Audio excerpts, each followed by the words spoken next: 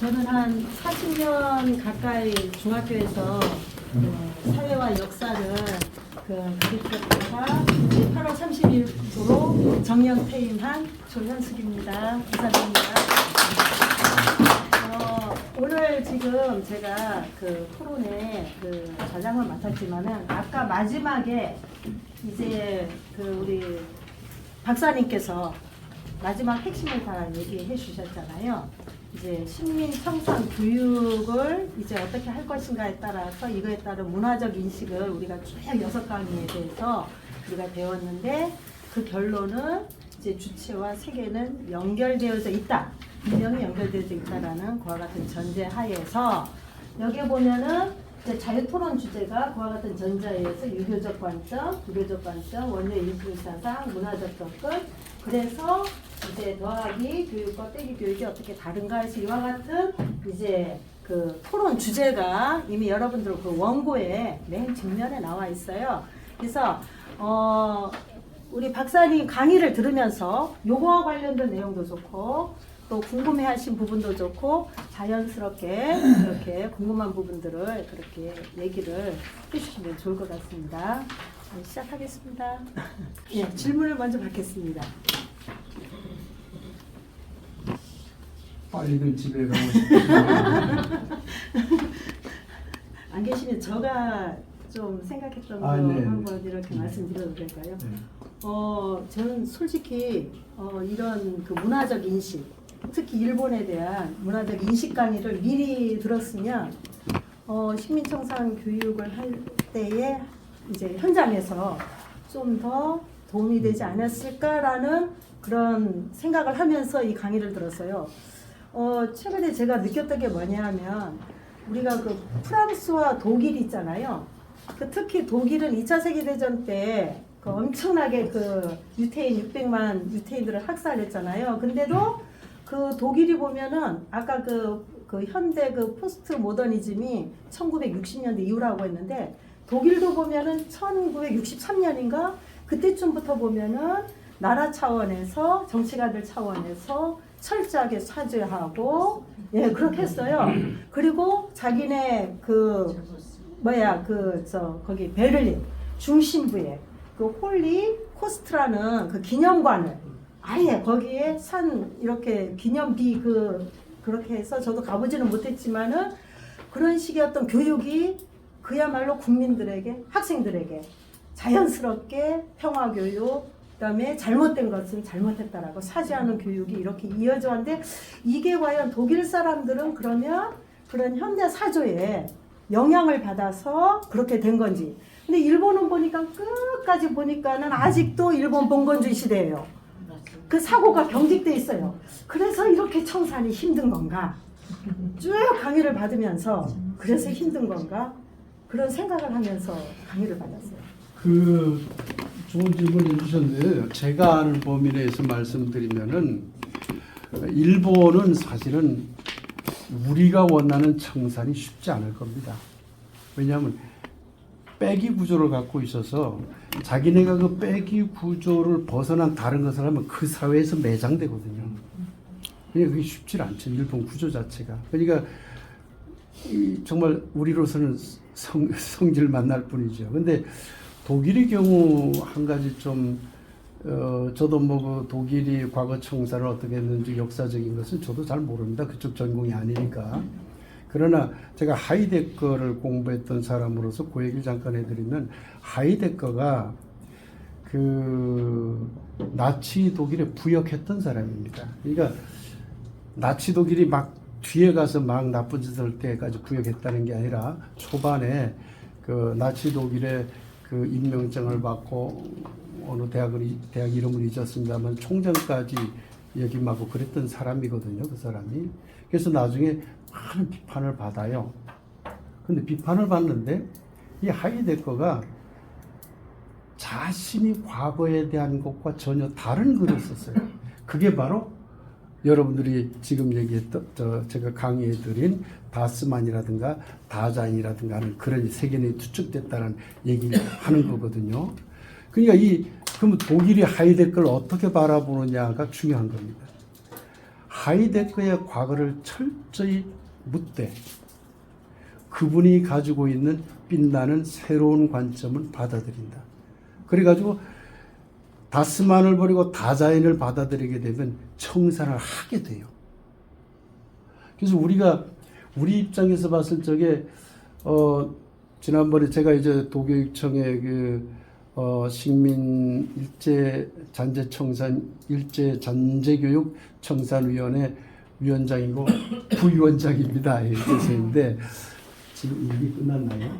끝났을지 모르겠다. 그러니까 원래 말까지겠죠. 그런데 이제 그때 논의가 많이 됐던 게 향나무 막 베어버렸거든요. 우리 앞에 위원장이 아니라 그 전 위원장이 이제 한때 향나무 일본 거라고 해서 막 베어버렸어요. 정말 싫다는 거죠. 왜냐면 일본이 각 학교에 일본의 상징적인 나무라는 입장에서 심어놓은 건 맞거든요. 그러나 그것을 베어버리는 게 과연 청산이냐? 생명인데. 그래서 지금은 안 베거든요. 그래서 지금은 정 그게 불편하면 주민들과 학부모들과 그다음에 그 학교 졸업생들과 다 합의해가지고 살려두자 하면 살려두고 아니면 이걸 다 만일에 아무래도 불편하다 없애자 그러면 없애는 게 아니라 이전 다른 데 심어두거나. 그래서 우리가 청산이라고 하는 것은 분리적 시각으로 가게 되면 끊는 것에 바빠, 끊는 것에 급급해져요. 끊어 이렇게 끊을 건 끊지만 끝내 끊어지지 않는 것이 있다는 걸 항상 이제 전제를 해야 되거든요. 저는 독일이 그걸 잘하고 있다고 저는 생각을 하는 사람입니다. 이 정도만 하고 일본은 문화적으로 그게 쉽지 않은 나라인 것 같습니다. 제가 생각하기에. 그 선생님 말씀 중에 독일이 전 세계적으로 반향을 불러일으켰던 거는 빌리 브란트라고 하는 서독의 독일이 통일 이전에 빌리 브란트 수상이 폴란드에 있는 홀로코스트에 가고 무릎을 꿇은 그 사진 한 장으로 인해 갖고 전 세계에 전쟁에 반대하는 여론도 형성되어지고 독일은 저렇게 참되게 반성을 할 줄 아는구나. 거기에 대비적으로 나왔던 게 일본이에요. 그런데 조영래 교수님이 지금 말씀하신 것처럼 이게 어떻게 보면 문화적 경향도 있지만 그 나라가 가지고 있는 국민성의 문제점이 있다라고 생각을 해요. 독일 국민과 일본 국민은 그들이 가지고 있는 국민 성향 자체가 틀리기 때문에 지금 우리가 운동을 하고 있는 이 식민 청산이라고 하는 이 부분은 되게 힘들고 지난한 길을 걸어가야지 된다고 개인적으로 생각을 합니다. 저는 3번 사항에 동의할 수가 개인적으로 없습니다. 식민사관 청산은 일본이 하는 게 아닙니다. 일본이 잘못했으니까 일본 반성나라하고 식민사관 별개의 문제입니다.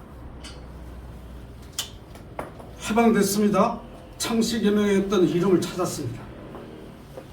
우리말 못 쓰던 거 찾았습니다. 우리 역사 찾아야 될 거 아닙니까?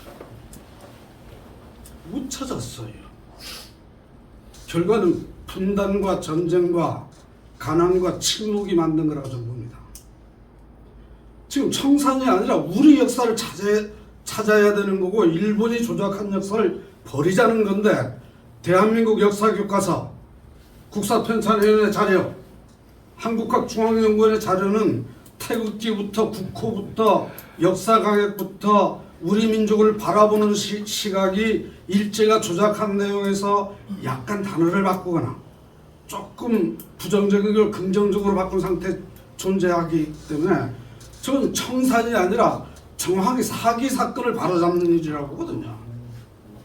우리는 사기 사건으로 이루어진 역사를 온 국민이 배웠고 지금도 배우고 있는데 이걸 사기 사건을 바로잡는 일, 우리 내부의 청산의 문제지 일본과 하등의 관계가 없는 문제라고 저는 봅니다. 그래서 일본과 섞어놓는다면 우리 과제가 불분명한자가 보고 과도하다고 볼 수 있다고 보고 그런 관점에 일정 부분 실려 있는 게 저 3번 항이라 저는 봅니다. 이상입니다.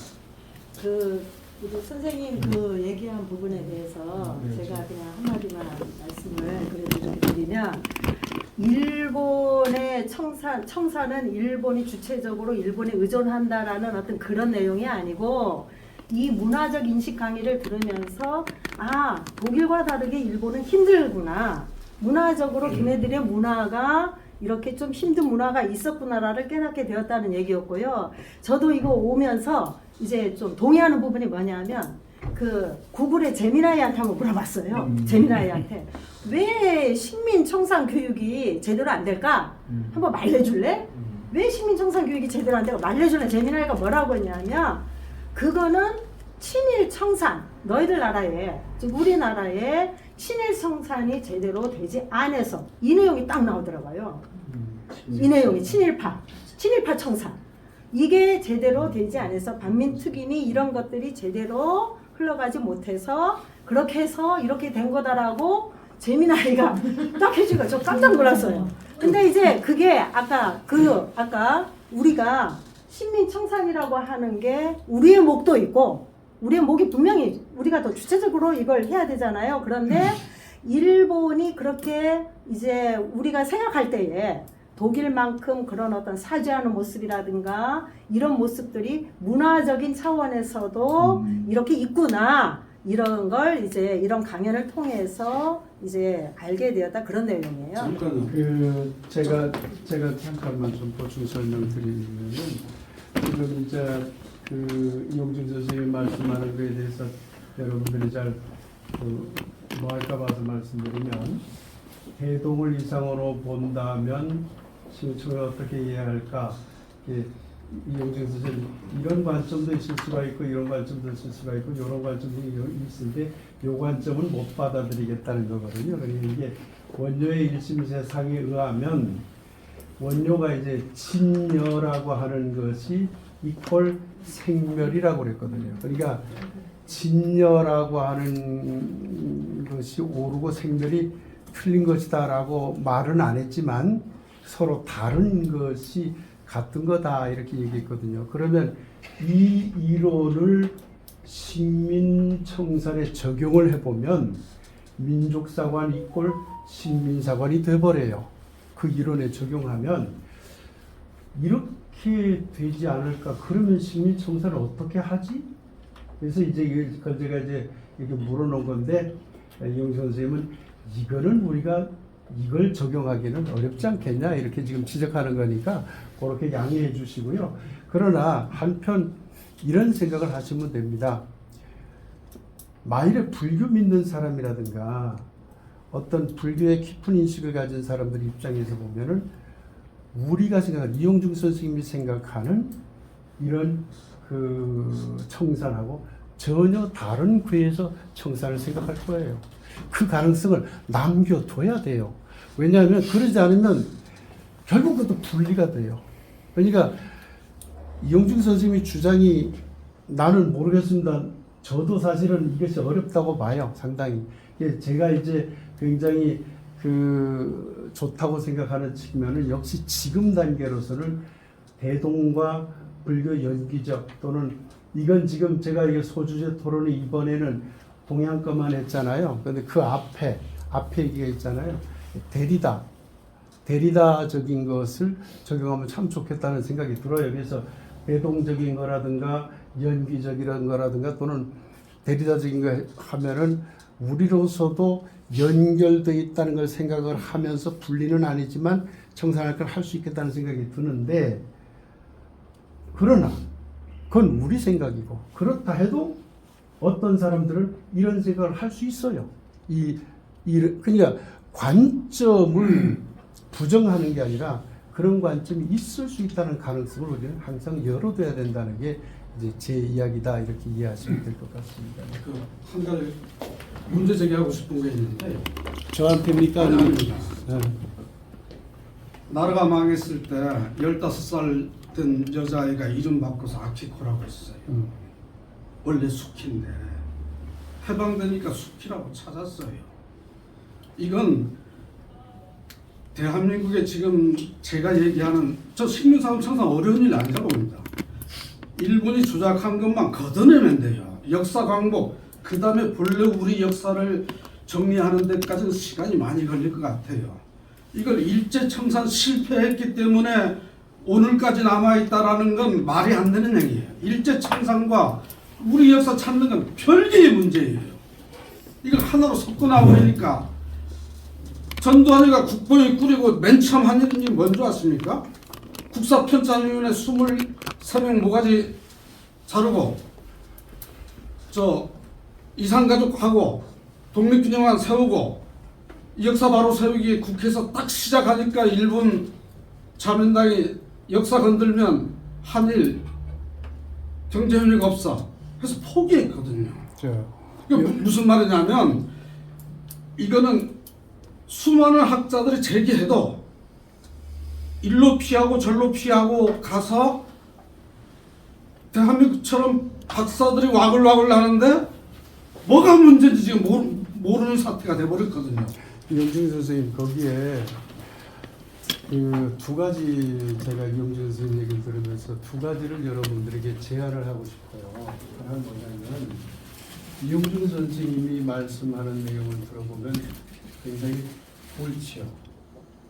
그러나 동시에 옳지 않은 면이 있어요. 그건 뭐냐면 전두환 얘기를 꺼냈잖아요. 그러면 이렇게 반론이 가능해요. 왜 전두환 얘기를 꺼내요? 일제 고문제만 식민사건 고문제만 얘기를 해요. 그러니까 제가 왜 그 얘기를 얘기하느냐면 다 연결돼 있다는 얘기예요. 저쪽이라고 해서 자를 수도 없고 다 연결돼 있어요. 그러니까 그 연결돼 있다고 하는 것을 자르려고만 하지 말고 그걸 전제로 하고 자기 생각을 조금씩 스스로 돌아보라는 거죠. 그다음 또 하나 제가 이거 이영준 선생님에게만 묻는 게 아니라 저 자신에게도 묻는 거예요. 저 자신도 반성하고. 그건 뭐냐면 문화는 왜곡된 것조차 또는 강요된 것조차 문화로 융합이 되고 습합이 됩니다. 그 무슨 얘기냐면 강요됐기 때문에 이건 우리는 거부하고 있는 거야. 아닙니다. 왜 한국 사회가 갑자기 엄청나게 배타적인 일들이 많이 벌어졌을까? 저는 문화적으로요. 그 일본 문화의 영향이에요. 우리 자신도 모르는 사이에 개입이 됐거든요. 빼기 문화가 엄청 들어왔어요. 여기에. 빼기 문화가. 그러니까 우리가 뽕짝을 왜 부릅니까? 뽕짝 부르는 것도 우리도 모르는 사이에 들어온 거잖아요. 빼기적 사유치기가 제가 볼 때는 뭐 오늘 강의에서 벗어난 다른 주제니까 그렇습니다. 지금 말씀하니까 얘기지만 빼기적 사유치기가 우리 안에 이미 들어와 있어요. 그걸 보라는 거죠. 우리는 지금 분리를 하지 말고 연결의 관점에서 어떻게 이걸 자를 것인가 지혜를 모아나가야 된다. 여기 왔잖아요. 그런데 여기서 다시 또 원점으로 돌아가서 자르는 쪽만 얘기가 되면 그러면 과연 우리 모임이 정당하게 갈 수 있을까 하는 겁니다. 그러니까 자르겠다는 사람 따로 나가겠죠. 그런데 그게 아니라면 서로의 이야기를 듣자는 거죠. 그러니까 저는 이영준 선생님 그 강력한 의지와 그걸 하려는 것은 우리 이 모임에서 최고 강할 겁니다. 그걸 존중합니다. 그걸 인정하고요. 우리 못하는 걸 역할을 해내시니까요. 그러나 제가 가끔 가다가 아슬아슬 불안해질 때가 뭐냐면 다 자르는 거예요.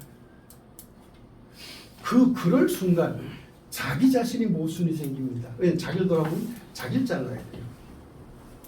그럼 결국은 철학적으로 얘기하면 주체가 없어서 주체가 죽어버려요. 그러니까 주체 속에 이미 우리 더하기 구조 한국민 속에 이미 빼기가 들어왔어요. 기분 나쁘지만 들어왔어요. 이걸 차근차근 정리해 나가려면 이 세상은 연결 안 된 것이 없다라는 걸 전제로 하고 그러면 그걸 지혜롭게 지금부터 연결부터 먼저 막 치고 가지 말고 지금은 그거 있지만 좀 우리가 전제로 깔지만 좀 덜어내는 것부터 먼저 하자라든가 이런 단계적 방안이 중요하지 바로 얘기한다고 해서 청산이 됩니까? 저는 이 모임에서 굉장히 걱정하는 게 있어요. 뭐냐면 겨우 1년이 됐습니다.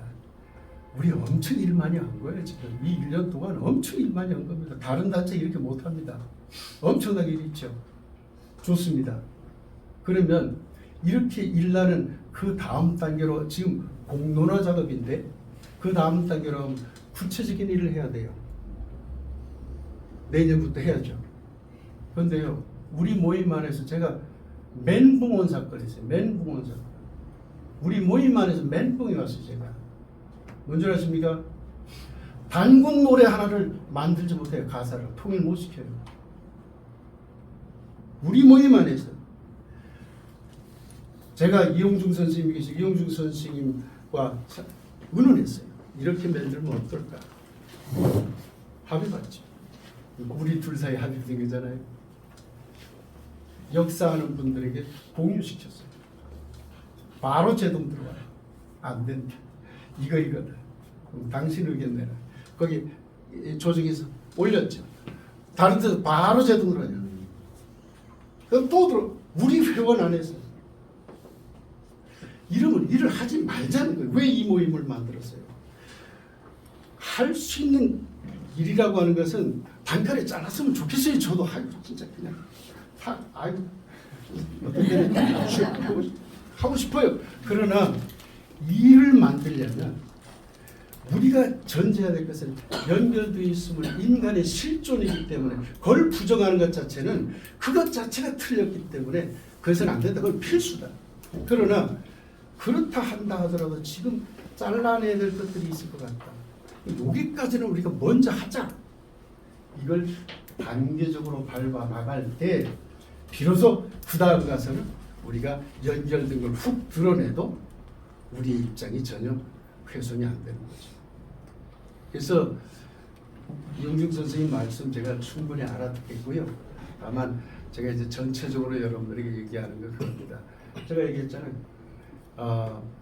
연결은 필수입니다. 그것은 아니다라고 생각하는 것부터가 이미 오류이기 때문에 그 오류의 이론을 받아들일 필요가 없습니다. 다만 그 다음에 어떤 방법을 선택할 것이냐 하는 것은 이용중 선생님처럼 아무난 일심사상을 나는 도저히 이렇게 정산을 못하겠다. 이거 지워버리세요. 예, 괜찮습니다. 여기서 지워버리면 되고 연기적인 건 좋지 않을까? 이거 가고 그 다음 선택이라고 그랬잖아요. 유교나 불교나 그 다음에 저 앞에 데리다, 특히 데리다가 좋아요. 푸코식은 푸코는 사회의 지배체제, 이 분리체제가 틀렸다고 주장을 하면서 해결책은 갈러라고 그랬어요. 푸코식으로 가면 기분 좋아요. 그냥 때려잡으면 되거든요. 왜냐하면 저항하라 했으니까 정상과 비정상을 너희들이 나눴어? 이 나쁜 놈들아, 이 정상 따지는 놈들아, 너희 죽어하고 치면 되거든요. 저항하면 되거든요. 근데 푸코는 제가 볼 때 해결책이 아니라고 봐요. 저 서양에서도 제가 볼 때 해결책은 이제 제일 좋은 게 데리다고, 그 다음에 이제 그 하이데거하고 라칸. 이거 이쪽에 와서는 유교도 있고 불교도 있고 원효가 마음에 들지 않으면 떼세요. 빼고. 그랬으면 좋을 것 같습니다. 이제 저기 조금 더 한두 분만 더 질문 받고요. 그 다음에는 흩어지고 저 멀리 가셔야 될 분도 있으니까 하고, 저 오늘 제가 저 자신이 오늘 밤샐 수도 있으니까 같이 토론을 하도록, 그렇게 따로 하도록 합시다. 저 우리 선생님. 하나만 해요. 우리나라의 민족주의는요, 폐쇄된 민족주의가 아닙니다. 우리가 히틀러나 일본의 제국주의에서 얘기하는 민족주의와는 다른 거예요. 우리의 민족주의는 홍익인간에 관계되기 때문에 이거는 폐쇄된 민족주의가 아니에요. 그래서 민족주의, 우리가 생각하는 민족의 정체성, 민족의 주체성, 민족의 주의를 그 서양 것과 또는 일본 것과 나치 것과 같은 단어의 반열로 보면 안 됩니다. 네, 그거는 이제 제가 입니다. 원고에 써놨으니까요. 네. 원고에 써놨으니까 참고하시고. 이제 해방되고 나서요, 또 남과 북이 또 갈라졌잖아요. 북쪽에서는요, 일제 잔재를 청산을 하는데 우리 같으면 그렇게 안 하겠는데 심하게는 등급을 나눠가지고 일부는 도끼로 처형을 했죠. 그건 알고 계시잖아요.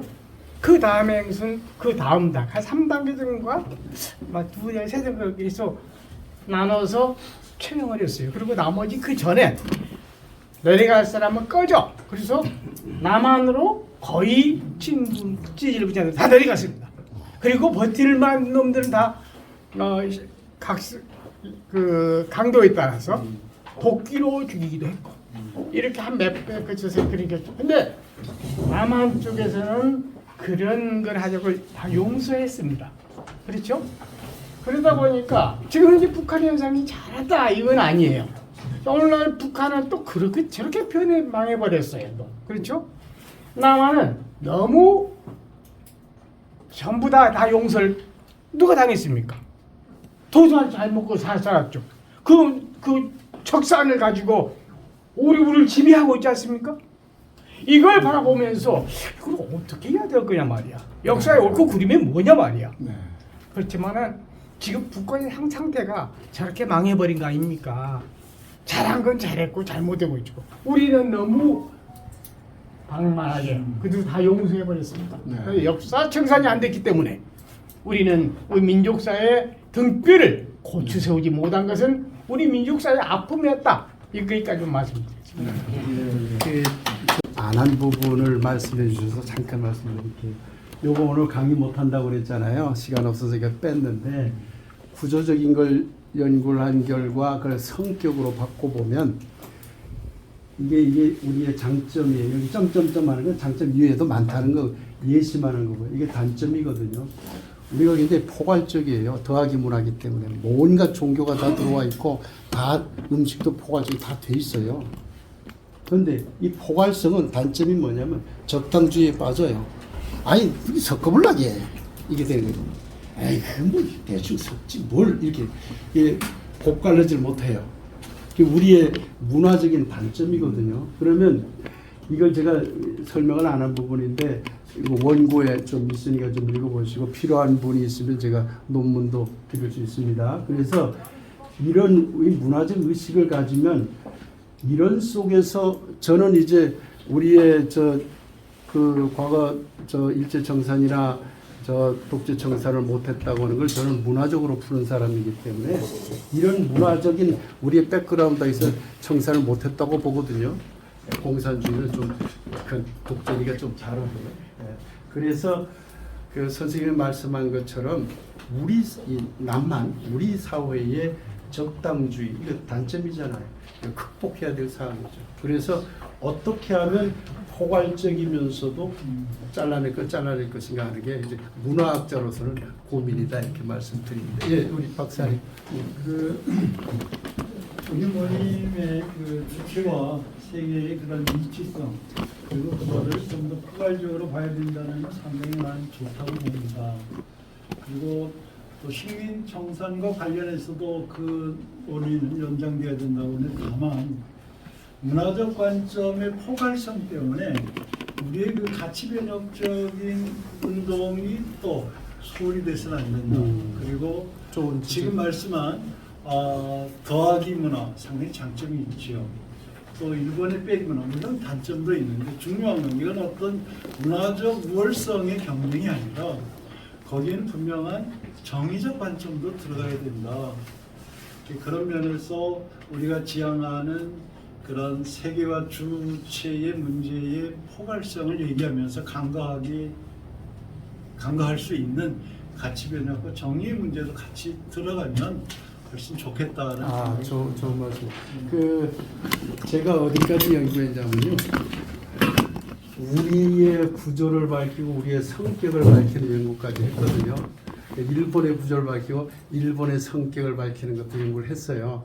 그런데 여러분들에게는 전혀 소개를 못 드린 건데 그래서 저는 이렇게 생각하거든요.